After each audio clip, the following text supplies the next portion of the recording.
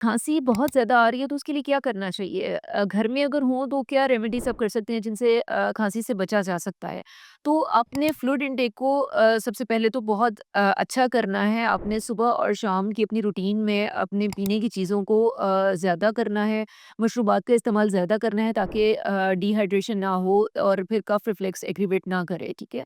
दूसरा ये कि आपने स्पाइसी जो फूड है उसको अवॉइड करना है, ठीक है? स्पाइसी फूड के खाने से हमारे एलर्जेंस जो है एग्रीवेट होते हैं, ठीक है? और थ्रोट इन्फेक्शन होता है जिसकी वज़ह से खाँसी जो है एग्रीवेट करती है।